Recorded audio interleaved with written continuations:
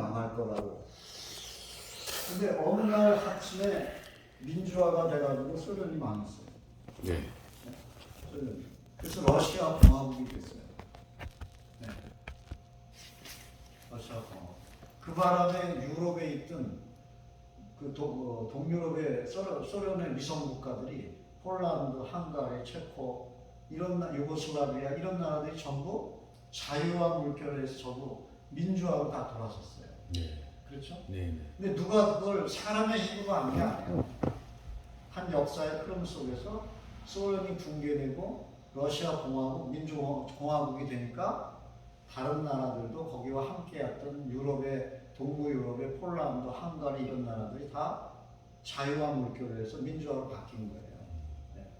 그걸 사람이 누가 나와서 혁명가가 한 게 아니에요.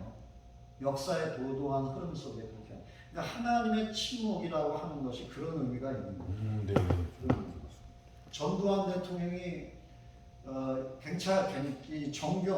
정치적으로 굉장히 이렇게 얽혀 있어서 말하자면 그분의 본과에 대해서 과에 대해서 징계를 못했어요. 민주주의 국가에서 많은 사람들을 죽였는데도. 예. 왜냐하면 노태우 대통령이 그분의 정치 자금을 받아서 썼고 김영삼 대통령도 자유롭지 못하고 그러니까 그냥 미정미정 내려온 거예요. 그러다가 박근혜 대통령 와가지고 이제 김대중 대통령도 목숨을 살려준 은인이잖아. 어떻게 됐든. 전두환이 어떻게 못했고. 근데 박근혜 대통령은 빚진 게 없으니까 재산을 몰수하고 환수하는 걸 할 수 있었죠. 그런데 세상의 법으로는 정확하게 단죄했다고 볼 수가 없어요. 그런데 그분의 죽음을 보세요. 네. 어떤 권력을 가지고 뜻이에요? 떵떵거리고 엄청난 재산을 모은 사람 치고는 너무 싱겁고 초라하게 비참하게 죽었잖아요. 근데 죽은 걸로 끝날 줄 알았더니 또 손자가 나타나가지고 그 가정의 비리를 들춰내고 그게 어떻게 보면 심판인 거죠. 심판. 하나님의 침묵이 하나님의 손이 없는 게 아니라 그렇게 역사 속에서 하나님이 공의를 이루어 가신다고 보는 거예요. 우리는. 하나님이 살아계셔서. 네. 그래서 목사들이 나가서 무슨 정치를 하고 성경에 그런 게 있질 않아요. 성경에. 우리는 성경을 믿는 사람들이에요. 하나님의 말씀을. 네. 옳고 그런 얘기를 할 수는 있지만 나가서 왜냐하면 정경 분리가 원칙이거든요. 종교와 정치는 분리돼야 되는 거죠. 교회가 부패하기 시작하면 정치하고 연합하는 거예요. 그 대표적인 그 교회가 어떤 교회냐? 러시아의 정교회예요.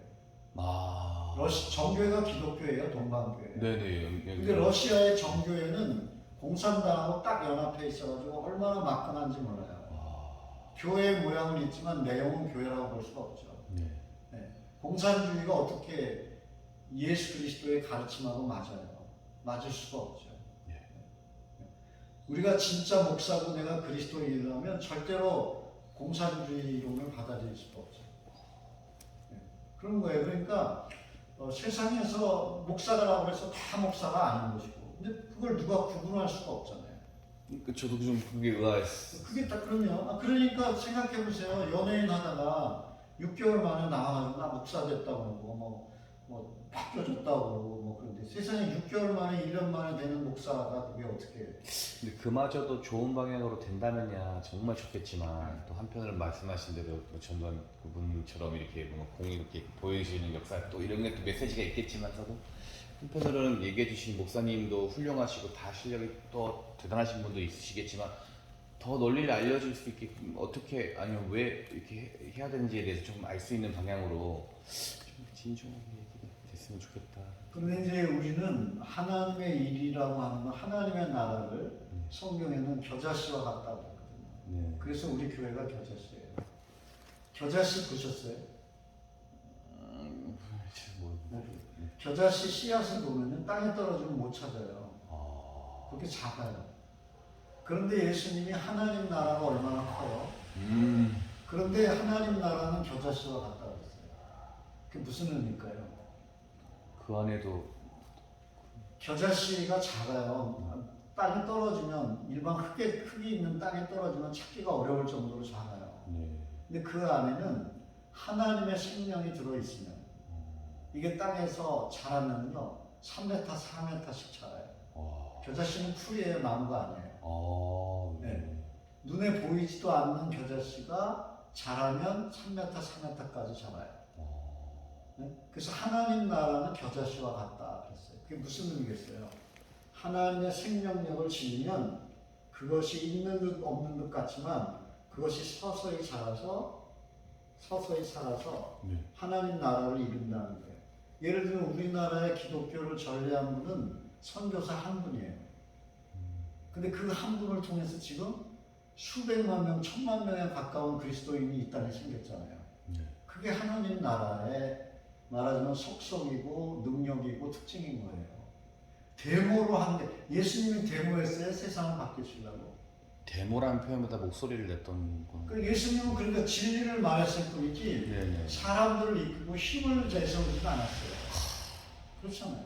진리를 그냥 선포하고 진리를 외치다가 그 진리를 싫어하는 사람들 손에 의해서 그냥 무참하게 죽었어요. 예수님이 하신 거는 그거밖에 없어요. 그리고 예수님이 제자라고 부른 사람들은 12명밖에 없어요. 그러니까 요즘 말로 하면 예수님의 목회는 12명이었어요. 일시에 5,000명을 먹일 수 있는 예수님의 능력이 더 많은 사람들을 모아서 할 수도 있었지만 예수님이 하신 거는 12제자를 세운 거예요. 근데 그 12제자 중에서 가룟 유다는 배신자였어요. 예수를 팔아먹은.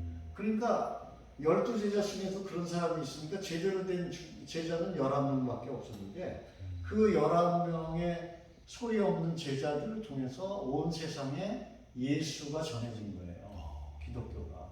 하나님 나라는 그래서 겨자씨와 같다고 하는 거예요. 그러니까 소리를 크게 내는 게 하나님의 나라의 방식이 아니에요. 진리를 조그만 데에서. 네. 그래서 한 사람이 두 사람 되고 두 사람이 세 사람, 네 사람이 되고 그렇게 되는 거죠.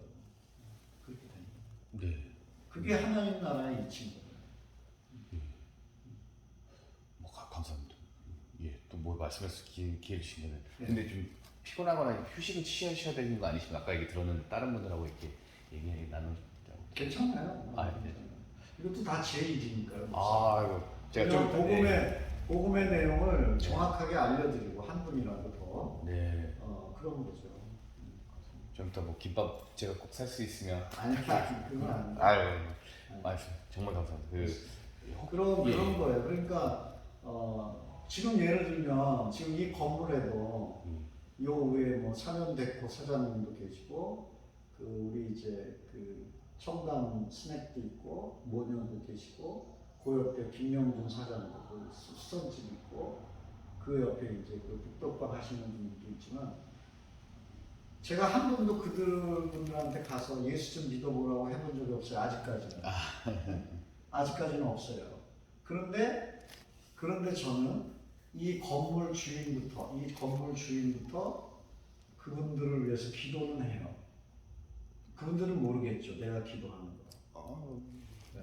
느껴지고. 네. 선만 씨도 이제 우리 교회 와서 얘기도 하시기 때문에 선만 씨도 물론 제가 기도를 하죠. 그러니까 하나님 나라의 방법은 그렇게 하나님에게 기도를 하고 하나님의 능력으로 사람들의 마음이 변화되고 그렇게 해서 세상을 바꾸는 거지. 그렇게 막 그 정광훈 목사 스타일로 그런 거는 예수의 가르침이 아니에요. 그리고 네. 같은 목사